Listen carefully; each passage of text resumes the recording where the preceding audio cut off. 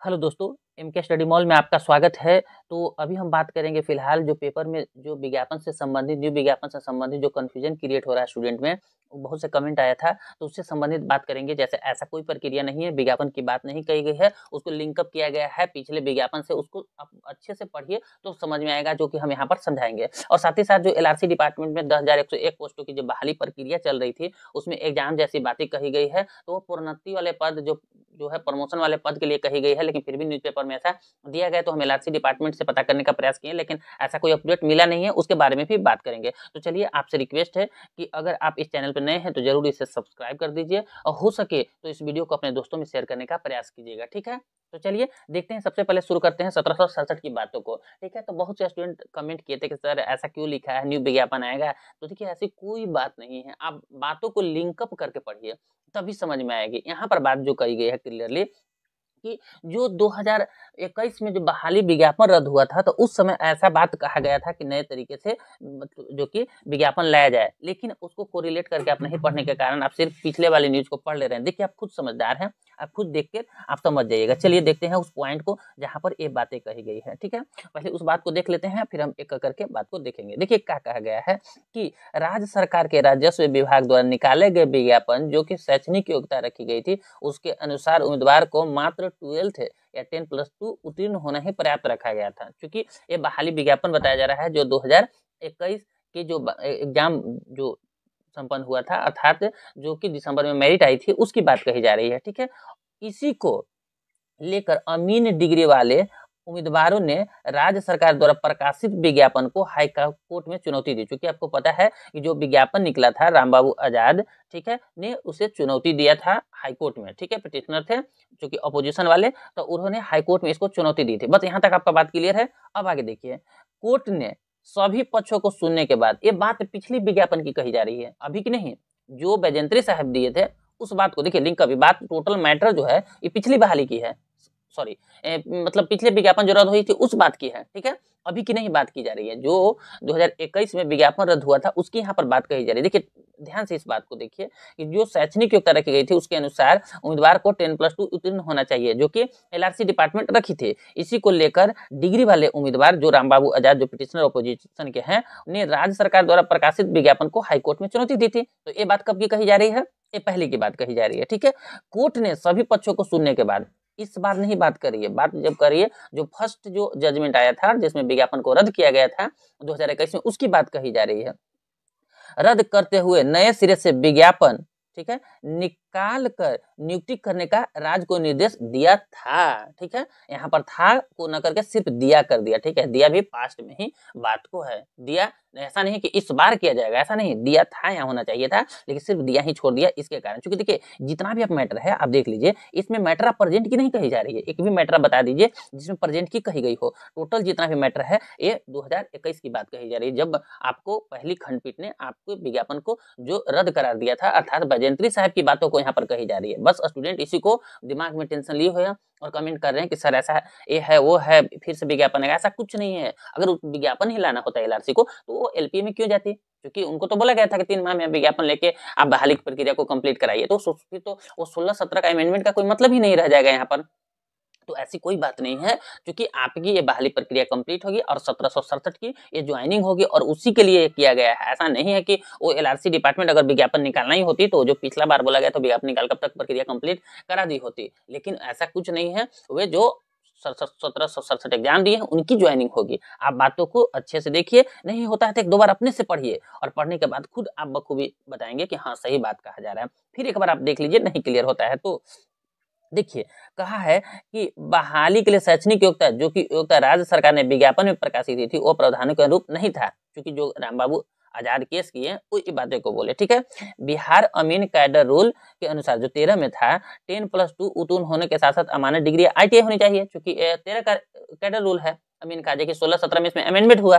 ठीक है, तो कह रहा है द्वारा सर्वेयर की डिग्री प्राप्त होनी चाहिए। राज्य सरकार के राजस्व विभाग द्वारा निकाले गए विज्ञापन, जो कि विज्ञापन निकली थी उसकी बात यहाँ कही जा रही है, जो शैक्षणिक योग्यता रखी गई थी, ठीक है, उसके अनुसार उम्मीदवार को मात्र 10+2 होना चाहिए उत्तीर्ण। क्योंकि आपको पता है कि विज्ञापन इसी के अनुरूप आया है, तो बात पिछली कही जा रही है। ठीक है, होना पर्याप्त रखा गया। इसी को समझ जाइए, जब विज्ञापन पहले निकला है, इसी को लेकर जब विज्ञापन निकला था उस टाइम इसी को लेकर, अर्थात मतलब विज्ञापन 19 में निकला है तो 19 या 20 का केस होगा, ध्यान नहीं है, याद है, तो 19 या 20 में जब केस किए थे राम बाबू आजाद जो पिटिशनर अपोजिशन के हैं, इसी को लेकर अमीन की डिग्री वाले उम्मीदवारों, क्योंकि कौन, तो वो राम बाबू आजाद जो कि अपोजिशन वाले हैं, 2310 केस नंबर, ठीक है, ने राज्य सरकार द्वारा प्रकाशित विज्ञापन को हाईकोर्ट में चुनौती दी थी। देखिए यहाँ पर देखिए, आप खुद देखिए, फ्यूचर की बात, सॉरी पास्ट की बातें कही जा रही है, जो भूतकाल की बातें कही जा रही है, जो कि जो केस किए थे जब लगभग 2020 या 19 का केस है, जो 20 में लोग केस किए थे, तो उसकी बात कही जा रही थी। कोर्ट ने उसी दिन की बात कही जा रही है, कोर्ट ने सभी पक्षों को सुनने के बाद,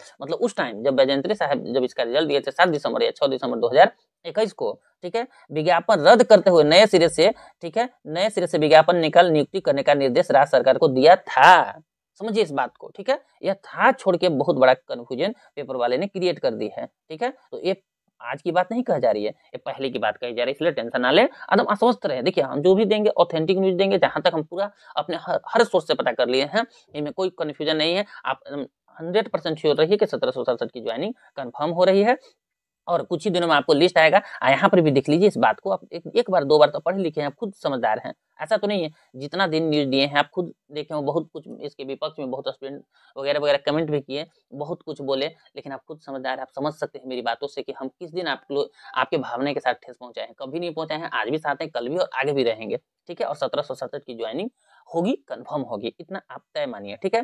तो देखिए यहाँ पर भी बात कही है कि पटना हाईकोर्ट ने अमीन बहाली के विज्ञापन को निरस्त कर नए सिरे से विज्ञापन प्रकाशित करने वाले चुनौती देने वाले राज्य सरकार की ओर से दायर अर्जी को मंगलवार सुनवाई को कोर्ट ने पूर्व एकल पीठ के फैसले को निरस्त किया। यहाँ तो क्लियर कर दिया कि जब, चूंकि पिछला जो आपको जो बैजंत्री साहब दिए थे जजमेंट, तो उसमें तो बोले थे नए तरीके से विज्ञापन मतलब लाना है आपको, तो उसको भी यहाँ पर कैंसिल किया गया है कि विज्ञापन नहीं लाना। तो फिर विज्ञापन की बात कहाँ से होगी भाई? यहाँ तो खुद पेपर में लिखा हुआ है कि विज्ञापन को ही जो है डबल बेंच ने खारिज कर दिया, अर्थात विज्ञापन निकालने की कोई जरूरत नहीं है। यहाँ बातों से आपका क्लियर हो जा रही है। तो वो पास्ट की बात है, तो पास्ट में उसको कोरिलेट कीजिए। पेपर वाले मिसप्रिंटिंग से उसको था लिखना चाहिए था, और था नहीं लिखने के कारण सभी पेपर में बहुत बड़ा कंफ्यूजन क्रिएट हो गया। तो ऐसा कुछ नहीं है, जजमेंट अपलोड होते ही आप लोग को इसका भी हम कॉपी आपको दिखाएंगे, तो उसके लिए आपको वेट करना पड़ेगा, ठीक है। तो थोड़ा सा वेट कर लीजिए, जैसा जो होगा हम आप लोग को अप टू डेट देंगे जजमेंट से संबंधित, ठीक है। तो ऑफिशियल वेबसाइट पर अभी तक फिलहाल जजमेंट लोड नहीं हुआ है, जजमेंट लोड हो जाएगा तो हम आप लोग को इससे संबंधित अप टू डेट देंगे। फिर भी अगर किन्हीं को कोई कंफ्यूजन हो तो आप कमेंट सेक्शन में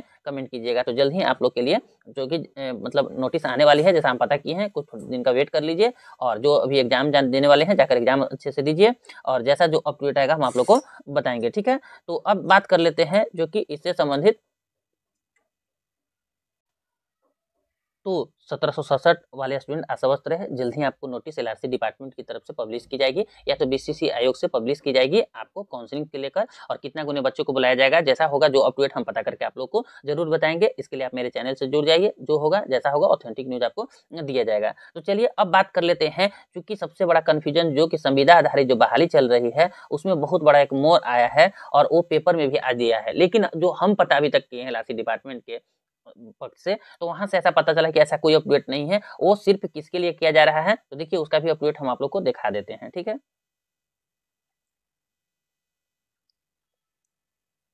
देखिए यहाँ पर दिया हुआ है, विशेष सर्वेक्षण कर्मियों की अब भर्ती परीक्षा से अभी 3730 जो है कर्मचारी कार्यरत हैं, और 10,101 पोस्टों की बहाली का निर्णय, ठीक है। विशेष सर्वेक्षण के लिए राजस्व एवं भूमि सुधार विभाग कर्मियों की नियुक्ति अब परीक्षा से करेगी। अब तक के अंक के आधार पर नियुक्ति होती थी। यह सहायक बंदोबस्त पदाधिकारी, विशेष सर्वेक्षण कार्यान्वयन, अमीन लिपिक इत्यादि, डाटा एंट्री ऑपरेटर इत्यादि की बात कही है। देखिए हम जो अभी तक पता किए हैं यह प्रोन्नति पद की, क्योंकि ये प्रमोशन पोस्ट की बात कही गई है यहाँ पर, लेकिन इस पेपर में भी ऐसा दे के बहुत बड़ा जो कि क्रिएट कर दिया है कंफ्यूजन। बहुत से स्टूडेंट कमेंट भी कर रहे हैं कि सर क्या अब एग्जाम होगी, लेकिन अभी तक तो इसका कोई एलआरसी डिपार्टमेंट से अपडेट नहीं आया है। और अभी मान के चलिए आप कंफ्यूजन में ना रहे, अभी आप इतनी मान के चलिए कि आपका नंबर बेसिस ही होगा, जब तक कि कोई एलआरसी डिपार्टमेंट से ऑफिशियल वेबसाइट पर नोटिस ना आ जाए। क्योंकि जो कैडर रूल भी पास हुआ है तो उसमें आप देखिएगा, उसमें जो है प्रोन्नति की बात कही गई है, प्रमोशन की बात कही गई है। लेकिन अगर ऐसा होता है तो एलआरसी डिपार्टमेंट 1 से 2 दिन में आपको जरूर नोटिस लाएगी, तो आप वेट कीजिए। क्योंकि लाएगी तो उसके लिए आपको अमेंडमेंट करना होगा, फिर से आपको फॉर्म भरना होगा, उसमें प्रोसेस आपको लंबा चला जाएगा, ठीक है। तो क्योंकि जब अगर विज्ञापन पिछला जो विज्ञापन है, अगर उस विज्ञापन में आप नंबर बेसिस किए हैं, फिर डायरेक्ट आप कहते हैं एग्जाम के लिए, तो उसमें तो प्रोसेस तो लंबा चला जाएगा। तो उसके लिए आपको पुनः फिर फॉर्म भरने की मौका दिया जाएगा, फॉर्म भरेंगे और उसके बाद फिर आपका एग्जाम के लिए प्रोसेस आगे बनाया जाएगा। तो इसमें थोड़ा सा विलंब लग सकता है। तो ऐसा हम कंफर्म जानकारी पता करने का प्रयास कर रहे हैं। ऐसा जो एलआरसी से अभी तक कोई अपडेट नहीं मिला है वहाँ से।